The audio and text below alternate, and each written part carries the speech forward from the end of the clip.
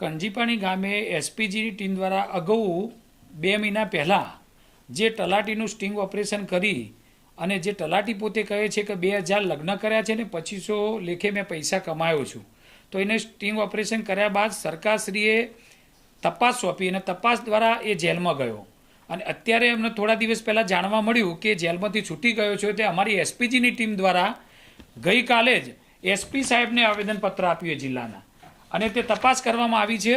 અને તપાસની અંદર અમને જાણવા મળ્યું કે તાલુકા ટીડીઓ સાહેબ, એ ટીડીઓ સાહેબે પોતે લખીને આપ્યું છે. તમે જોઈ શકો છો કે ટીડીઓ સાહેબે લખીને આપ્યું છે કે જે આ જાંબુખોડાના જે 9 ગામ છે એ ગામની અંદર 200થી ઓછા લગ્નના સર્ટી જે આવે છે, લગ્ન સર્ટી, એ 200થી કોરા એવા સર્ટી એમને 200થી ઓછા પણ સર્ટી એમને આ પંચાયતોને જિલ્લા પંચાયત આરોગ્ય વિભાગે દરેક તાલુકા જે ગામમાં પંચાયતો આવે છે 9 જેવી, એ તમામ પંચાયતોને ફાળવેલા છે 200થી ઓછા.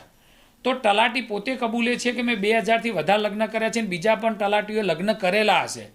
તો 2017થી લઈને 2024 સુધીના 200થી ઓછા જો લગ્ન સર્ટી આપેલા હોય તો 2025ની અંદર આ તલાટીએ કેવી રીતે કયા સર્ટી ક્યાંથી લાવ્યો અને સર્ટી દ્વારા આ 2000 જે દીકરીઓ છે સર્વ સમાજની એ કેવી રીતે એના લગ્ન કરાવ્યા, તો એ ડુપ્લિકેટ સર્ટી લગ્નના ક્યાંથી લાવ્યો.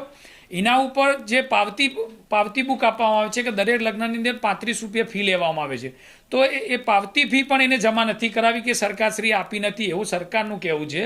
સાથે સાથે જે એના ઉપર સ્ટેમ્પ જે ટિકિટ ચોંટાડવામાં આવે છે એ કલરિંગ લગાવવામાં આવી છે, સરકારની એમાં આપવામાં આવી નથી, એટલે ડુપ્લિકેટ લગાવવામાં આવી છે એવી અમને પૂરેપૂરી ખાતરી અને ટીડીઓ સાહેબે પોતે કહ્યું છે.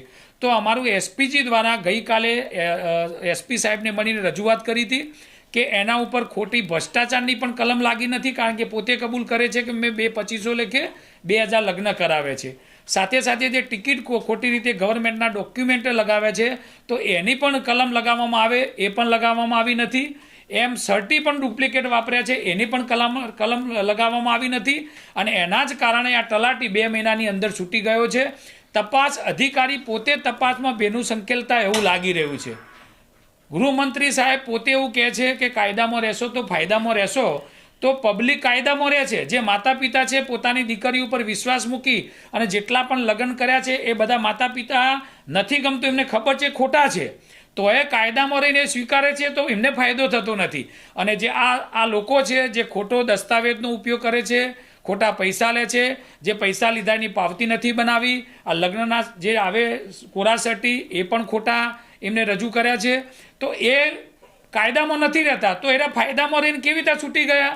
તો અમારે સરકારશ્રીને અપીલ છે, માનનીય ગૃહમંત્રીને અપીલ છે, મુખ્યમંત્રીને અપીલ છે અને એસપી સાહેબ ત્યાંના છે એમને પણ અપીલ છે કે તમે ન્યાયી તપાસ બોલાવો, સીટ રચો એ બાબતે અને વહેલામાં વહેલી તકે આ 2000થી વધારે જે લગ્ન થયા છે એ માતા પિતાને ન્યાય મળે, એ દીકરીઓને ન્યાય મળે અને અસામાજિક તત્વો જેમને ખોટી રીતે લગ્ન કર્યા છે, જે અમે લગ્નમાં કાયદો સુધારવાનો એટલા માટે જ કહીએ છીએ કે લગ્નમાં કાયદામાં સુધારો એટલા માટે થવો જોઈએ કે તમે જે પણ લગ્નો કરો, કોઈ પણ જ્ઞાતિમાં કરો, અમને કોઈ વાંધો નથી, પણ તમે પોતે સરકારશ્રીના ડોક્યુમેન્ટના સરકારના અધિકારીઓ એવું કહે છે કે અમે આ ડોક્યુમેન્ટ નથી આપ્યા, તો આ લગ્ન કેવી રીતે થયા. અને વહેલામાં વહેલી તકે આ તપાસ અધિકારીઓ એવા કેવા છે કે એવી કલમો લગાવી નથી. અમે આ તમે જોઈ શકો છો કે આટલો બંચ લાવ્યા છીએ અને એકી એક જેટલા પણ લગ્ન થયા એની પૂરેપૂરી માહિતી લાવ્યા છીએ, એ બધા લગભગ ખોટા જણાવે છે.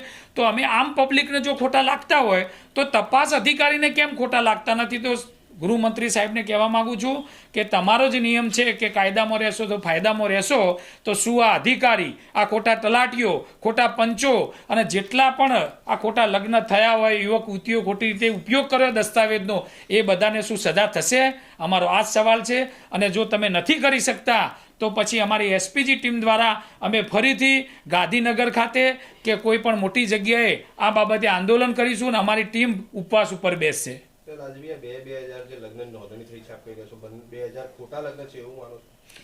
તપાસના વિષયમાં ડોક્યુમેન્ટના આધારે જે પાવતી ફાળવવામાં આવી નથી એના આધારે જે ખોટા પંચો, ખોટા સાક્ષીઓ, ખોટા વકીલો, ખોટા મંદિરની જગ્યાઓ, ખોટા ગોર મહારાજો, આ તમામ દસ્તાવેજો જોઈએ તો એના પરથી ખોટા હોવાનું પૂરેપૂરું અનુમાન છે. તલાટી પોતે કહે છે કે મેં 2500 લેખે રૂપિયા લીધેલા છે, પોતે સ્ટિંગ ઓપરેશનમાં બોલે છે. તો ચોક્કસ જો અમને લાગતું હોય તો તપાસ અધિકારી તો ભણેલો ગણેલો અધિકારી છે, તો એને કેમ ના લાગે? સરકારના ગૃહમંત્રી હોશિયાર છે, આટલા બિલિયન છે, તો એમને કેમ ના લાગે?